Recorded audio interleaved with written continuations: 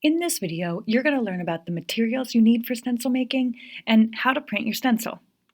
Let's start with the materials. First, you're going to need a surface to print on, like paper or fabric. You're going to need your stencils. You're going to need a sponge, pouncer, or brush to apply the paint. You're definitely going to need some paint, a palette to hold the paint, an offloading sheet, which we'll get to in a minute, and some tape.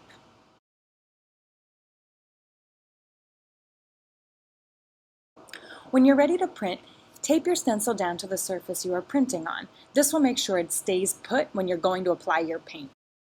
Then prepare your pouncer. You're going to need to first dab it into your paint palette and then offload it onto your offload paper to make sure that the sponge is evenly coated with paint and to make sure the paint isn't too gloppy and wet. Let's see what happens when I put a lot of paint on my pouncer and don't offload it. What occurs here is called bleeding. Bleeding is when the paint is so thick that it leaks underneath the stencil, or it goes on the surface unevenly and bubbly. To avoid bleeding, simply offload your pouncer before you apply it to your stencil.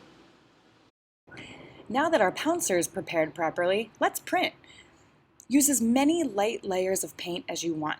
You might even want to experiment with some color mixing and fading at this point. You can hold down your stencil to make it more secure with the hand that you're not using to print. When your stencil openings are totally covered in paint, you can carefully remove the stencil layer and check out your print. Let's review those steps using a student demonstration. Tape down your stencil, carefully apply paint to your pouncer, print on your stencil using light layers of paint, and then carefully remove your stencil to reveal your hard work.